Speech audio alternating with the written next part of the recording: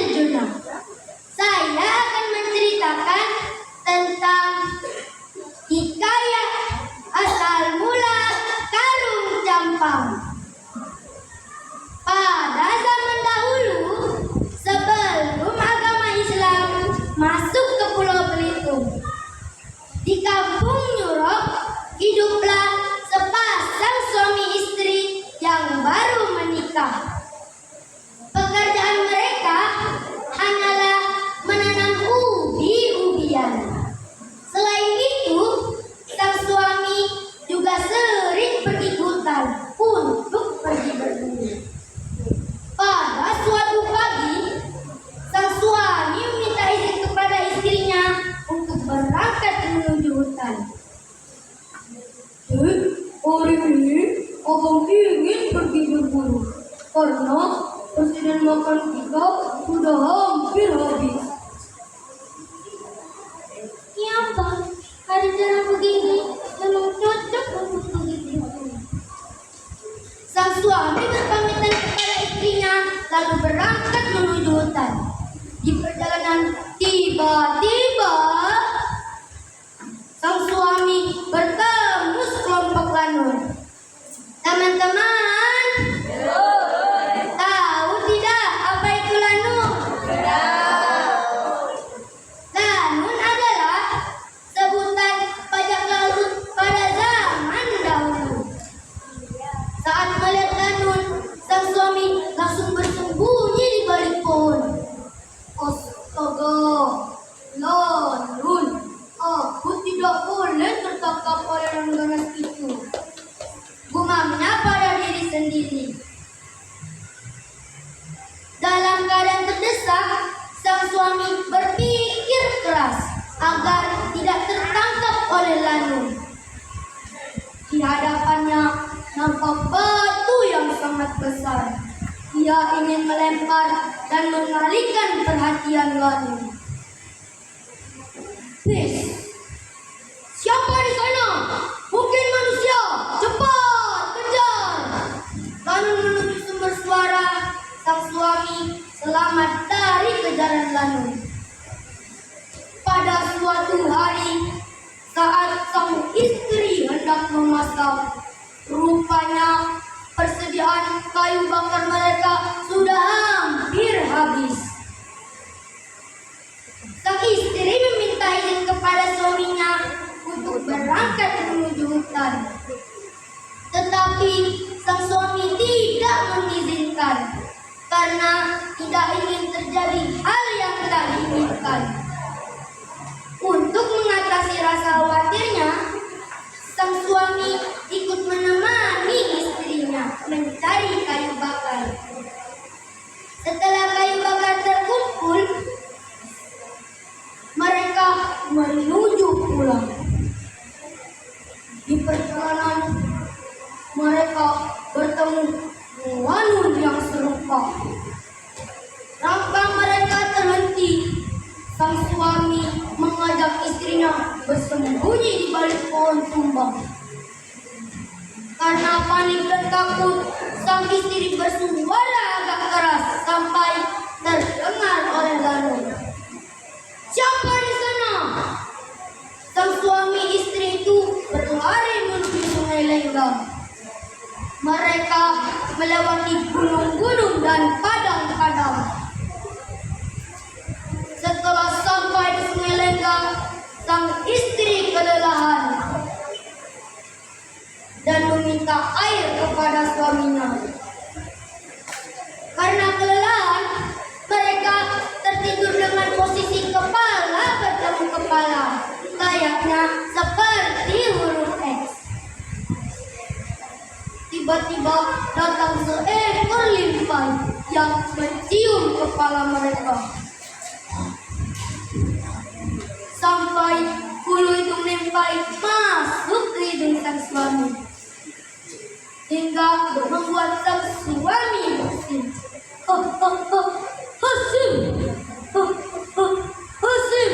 Membuat limbai terkejut dan masuk ke dalam Sungai Lenggang. Tak terasa hari menjelang pagi. Sang suami mengajak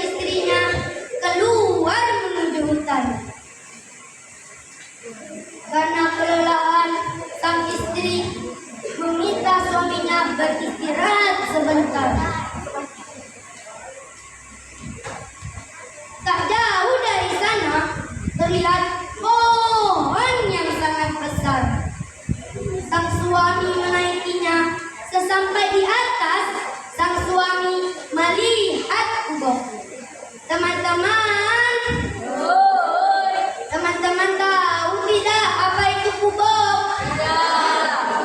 Kubok adalah sebutan perkampungan pada zaman dahulu. Tak terasa sudah beberapa bulan mereka tinggal di tempat itu.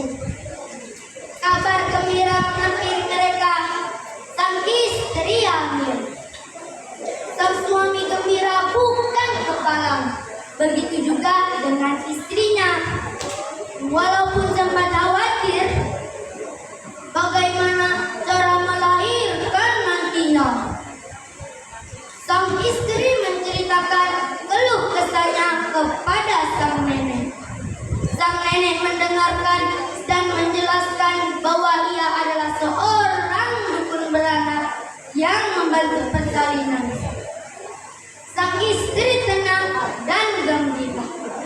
Waktu yang ditunggu-tunggu telah tiba.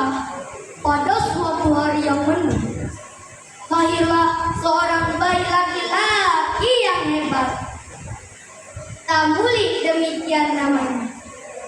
Setelah 7 hari bayinya lahir, sang suami membuatkan anyaman dari daun lais. Teman-teman, tahu tidak apa itu daun lais? Daun lais adalah seperti daun pandan, tetapi panjang dan lebar. Ujungnya agak berduri. Setelah anyaman itu dibuat, sang suami menunjukkan kepada istrinya. Wah, bagus sekali benda itu. Benda tersebut diberi nama karung campang karena memiliki 2 kempang. Pada suatu hari, saat sang istri hendak memasak, tetapi tidak mungkin istrinya meninggalkan Tamuli sendirian, sedangkan Tamuli masih bayi. Tiba-tiba terdengar ketukan pintu dari seseorang. Tok tok, siapa di sana? Ibu Tamuli membukanya. Ren. Wah, rupanya itu sang nenek. Ibu Tamuli menyuruh sang nenek untuk menjaga Tamuli, sedangkan ia pergi memasak. Karena merasa heran, kenapa nenek tidak mengeluarkan sepatah kata pun. Ibu Tamuli mengintip di balik sela-sela dinding kayu. Ternyata itu bukan sang nenek, melainkan makhluk halus yang menyerupai sang nenek. Ibu Tamuli terus mengintip. Dilihatnya, makhluk halus itu mencium dari ujung kaki hingga ujung rambut. Saat ingin memakan Tamuli, pandangan makhluk halus itu teralih ke karung campang.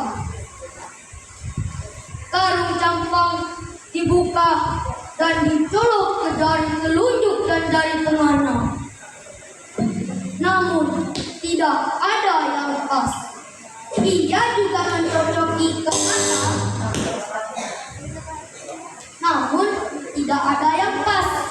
Melihat ada kesempatan, Ibu Tamuli menerobos masuk dalam kamar dan mendorong tangan Ibu Tamuli sampai ujung karung campang lebih dalam masuk ke hidung sang suami.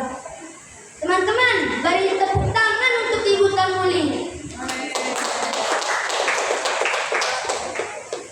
Ibu Tamuli membawa Tamuli dan berlari menuju rumah nenek. Nah, karung campang dipercaya untuk mengusir makhluk halus karena dulunya tidak ada agama dan kepercayaan, tidak seperti sekarang. Karung campang masih dipakai beberapa pulau Belitung. Sekian cerita dari saya, semoga dapat mengambil hikmah dan manfaat. Saya akhiri, wabillahi